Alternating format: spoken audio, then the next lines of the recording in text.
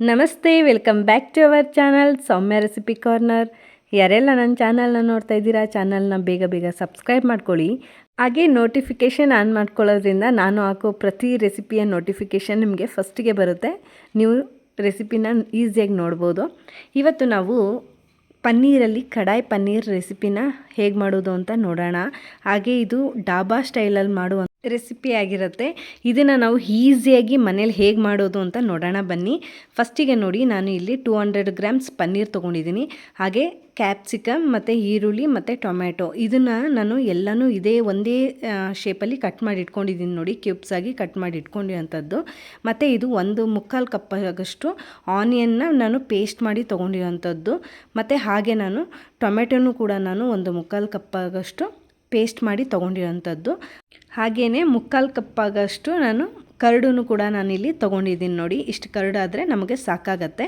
ಮತ್ತು ಇದು ಮಸಾಲ ಇದನ್ನು ನಾವು ಡ್ರೈ ರೋಸ್ಟ್ ಮಾಡಿಕೊಂಡು ಪೌಡ್ರ್ ಮಾಡ್ಕೊಬೇಕಾಗತ್ತೆ. ನೋಡಿ, 2 ಸ್ಪೂನ್ ಧನಿಯಾ ತೊಗೊಂಡಿದ್ದೀನಿ, 1 ಸ್ಪೂನ್ ಜೀರಿಗೆ, 1 ಸ್ಪೂನ್ ಸೋಂಪು, ಸ್ವಲ್ಪ ಪೆಪ್ಪರ್ ಮತ್ತು ಚಕ್ಕೆ ಲವಂಗ ಸ್ಟಾರು ಮತ್ತು ಏಲಕ್ಕಿ ತೊಗೊಂಡಿದ್ದೀನಿ. ನೋಡಿ, ಇಲ್ಲಿ ನಾನು 2 ರೀತಿಯಾದಂಥ ಮೆಣಸಿನ್ಕಾಯಿನ ತೊಗೊಂಡಿದ್ದೀನಿ.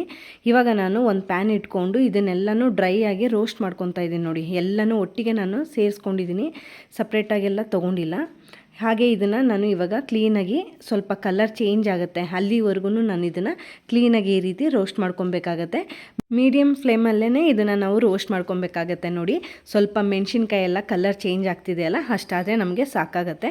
ಮತ್ತು ಇದನ್ನು ನಾವು ತಣ್ಣಗಾಗ್ಲಿಕ್ಕೆ ಬಿಟ್ಟು ನಾವು ಇದನ್ನು ಮಿಕ್ಸಿ ಜಾರ್ಗೆ ಹಾಕ್ಕೊಂಡು ಪೌಡ್ರ್ ಮಾಡ್ಕೊಳ್ಳೋಣ. ನೋಡಿ, ಇವಾಗ ನಾನು ತಣ್ಣಗಾಗಿ ಮಿಕ್ಸಿ ಜಾರ್ಗೆ ಹಾಕ್ಕೊಂಡು ಪೌಡ್ರ್ ಮಾಡ್ಕೊತಾ ಇದ್ದೀನಿ. ನೋಡಿ, ಇಷ್ಟಾದರೆ ಸಾಕಾಗತ್ತೆ ನಮಗೆ ಪೌಡ್ರು. ಇವಾಗ ನಾವು ಇದನ್ನು ಒಂದು ಪಕ್ಕದಲ್ಲಿ ತೆಗೆದಿಡೋಣ. ಇವಾಗ ನಾವು ಒಂದು ಪ್ಯಾನ್ ಇಟ್ಕೊಂಡು ಪ್ಯಾನ್ಗೆ ಸ್ವಲ್ಪ ಆಯಿಲ್ ಹಾಕ್ಕೊಂಡು ನಾವು ಕಟ್ ಮಾಡಿ ಇಟ್ಟಿರೋಂತಹ ಕ್ಯಾಪ್ಸಿಕಮ್, ಈರುಳ್ಳಿ ಮತ್ತು ಟೊಮೆಟೊನೂ ಕೂಡ ನಾನು ಒಟ್ಟಿಗೆ ನಾನು ಈ ರೀತಿ ಫ್ರೈ ಮಾಡ್ಕೊತಾ ಇದ್ದೀನಿ. ಸ್ವಲ್ಪ ಫ್ರೈ ಮಾಡ್ಕೊಬೇಕಾಗತ್ತೆ ಇದನ್ನು. ನೀವು ಬೇಕಿದ್ದರೆ ಇದನ್ನು ಈರುಳ್ಳಿ ಸಪ್ರೇಟಾಗಿ, ಟೊಮೆಟೊ ಸಪ್ರೇಟಾಗಿ ಮತ್ತು ಕ್ಯಾಪ್ಸಿಕಮ್ನೂ ಕೂಡ ಸಪ್ರೇಟಾಗಿ ನೀವು ಇದನ್ನು ಫ್ರೈ ಮಾಡ್ಕೊಬೋದು.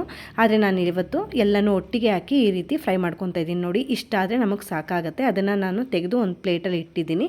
ಇವಾಗ ನಾನು ಅದೇ ಪ್ಯಾನ್ಗೆ ನಾನು ಇವಾಗ ಕಟ್ ಮಾಡಿ ಇಟ್ಕೊಂಡಿರುವಂತಹ ಪನ್ನೀರ್ ಇತ್ತು ನೋಡಿ, ಅದನ್ನು ನಾನು 2 ಸೈಡು ಕೂಡ ಇದು ಸ್ವಲ್ಪ ಕಲರ್ ಚೇಂಜ್ ಆಗೋವರೆಗೂ ಇದನ್ನು ನಾನು ಸ್ವಲ್ಪ ಫ್ರೈ ಮಾಡ್ಕೊತಾ ಇದ್ದೀನಿ. ನೋಡಿ, ಇಷ್ಟಾದರೆ ಸಾಕಾಗತ್ತೆ ನಮಗೆ.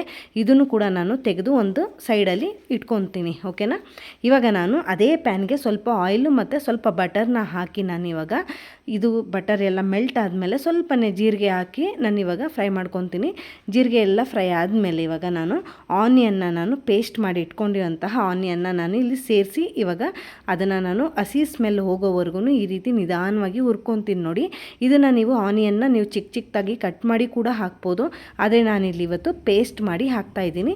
ಇವಾಗ ನಾನು ಸ್ವಲ್ಪ ಶುಂಠಿ ಬೆಳ್ಳುಳ್ಳಿ ಪೇಸ್ಟನ್ನು ಕೂಡ ನಾನು ಸೇರಿಸ್ಕೊಂಡಿದ್ದೀನಿ. ಆನಿಯನ್ ಪೇಸ್ಟ್ ಜೊತೆಗೆ ಶುಂಠಿ ಬೆಳ್ಳುಳ್ಳಿ ಪೇಸ್ಟ್ ಕೂಡ ನಾನು ಫ್ರೈ ಮಾಡ್ಕೊತಾ ಇದ್ದೀನಿ. ಆ ಹಸಿ ಸ್ಮೆಲ್ಲೆಲ್ಲ ಕ್ಲೀನಾಗಿ ಹೋಗಬೇಕಾಗತ್ತೆ. ಅಲ್ಲಿವರೆಗೂ ಫ್ರೈ ಎಲ್ಲ ಆದಮೇಲೆ ಟೊಮೆಟೊನು ಕೂಡ ನಾನು ಇವಾಗ ಪ್ಯೂರಿ ಮಾಡ್ಕೊಂಡಿರೋಂತಹ ಟೊಮೆಟೊನು ಕೂಡ ನಾನು ಸೇರಿಸಿ ಇವಾಗ ಚೆನ್ನಾಗಿ ಈ ರೀತಿ ಫ್ರೈ ಮಾಡ್ಕೊತಾ ಇದ್ದೀನಿ. ನೋಡಿ, ಇದನ್ನು ನಾವು ಮಾಡಬೇಕಾದ್ರೆ ಮೀಡಿಯಮ್ ಫ್ಲೇಮಲ್ಲಿ ಇಟ್ಕೊಂಡ್ರೆ ಸಾಕಾಗತ್ತೆ. ಈ ರೀತಿ ನಾನು ನಿಧಾನವಾಗಿ ಫ್ರೈ ಮಾಡ್ಕೊತಾ ಇದ್ದೀನಿ. ನೋಡಿ, ಇದು ಕೂಡ ಹಸಿ ಸ್ಮೆಲ್ಲೆಲ್ಲ ಹೋಗಿ ಸ್ವಲ್ಪ ಈ ರೀತಿ ಆಯಿಲೆಲ್ಲ ಬಿಡೋಕ್ಕೆ ಸ್ಟಾರ್ಟ್ ಆಗುತ್ತೆ. ಅಲ್ಲಿವರೆಗೂ ನಾವು ಇದನ್ನು ನಾನು ಕ್ಲೀನಾಗಿ ಫ್ರೈ ಮಾಡ್ಕೊಬೇಕಾಗತ್ತೆ. ನೋಡಿ, ಇವಾಗ ನಮಗೆ ಇಷ್ಟ ಆದರೆ ಸಾಕಾಗತ್ತೆ. ಇದಾದಮೇಲೆ ನಾನು ಪುಡಿ ಮಾಡಿರೋಂತಹ ಮಸಾಲ ಪೌಡರ್ ಇತ್ತಲ್ಲ, ಅದನ್ನು ನಾನು ಸೇರಿಸ್ಕೊತಾ ಇದ್ದೀನಿ. ನೋಡಿ, ಈ ರೀತಿ ಮಸಾಲ ಪೌಡರ್ನು ಕೂಡ ನಾನು ಸೇರಿಸ್ಕೊಂಡು ಕ್ಲೀನಾಗಿ ಅದರಲ್ಲಿ ಆಯಿಲಲ್ಲಿ ಫ್ರೈ ಮಾಡ್ಕೊಬೇಕಾಗತ್ತೆ. ಅದು ಚೆನ್ನಾಗಿ ಸ್ಮೆಲ್ ಬರುತ್ತೆ. ಅಲ್ಲಿವರೆಗೂ ಕೂಡ ನಾನು ಇದನ್ನು ಫ್ರೈ ಮಾಡ್ಕೊತಾ ಇದ್ದೀನಿ.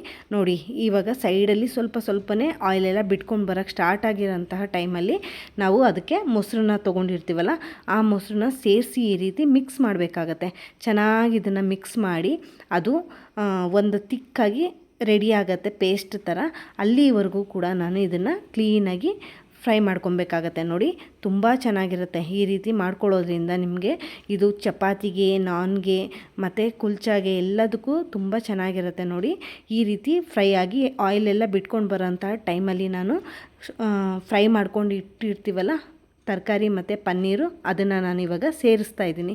ಈ ರೀತಿ ಸೇರಿಸಿ ನಾನು ಇದನ್ನು ಬೇಯಕ್ಕೆ ಬಿಡೋದ್ರಿಂದ ಅದಕ್ಕೆ ಉಪ್ಪು ಮತ್ತು ಖಾರ ಎರಡೂ ಕೂಡ ಹಿಡಿಯುತ್ತೆ ತರಕಾರಿ ಮತ್ತು ಪನ್ನೀರ್ಗೆ ಅಂತ ಹೇಳಿಬಿಟ್ಟು ನಾನು ಸಣ್ಣ ಕುದಿ ಬರಬೇಕಾದ್ರೇ ನಾನು ಇದನ್ನೆಲ್ಲ ಕ್ಲೀನಾಗಿ ಹಾಕ್ಕೊಂಡಿದ್ದೀನಿ ನೋಡಿ. ಇವಾಗ ನಾನು ಸಾಲ್ಟು ಕೂಡ ಸೇರಿಸ್ಕೊಂಡಿದ್ದೀನಿ. ಸಾಲ್ಟು ಕೂಡ ಸೇರಿಸಿ ನಾನು ಇದನ್ನು ಕ್ಲೀನಾಗಿ ಇದನ್ನು ಬೇಯಿಸ್ಕೊಬೇಕಾಗತ್ತೆ. ಒಂದು 5 to 10 ಮಿನಿಟ್ಸ್ ಒಳಗಡೆ ಇದು ನಿಮಗೆ ರೆಡಿ ಆಗುತ್ತೆ ನೋಡಿ. ಇಷ್ಟಾದರೆ ನಮಗೆ ಸಾಕಾಗತ್ತೆ.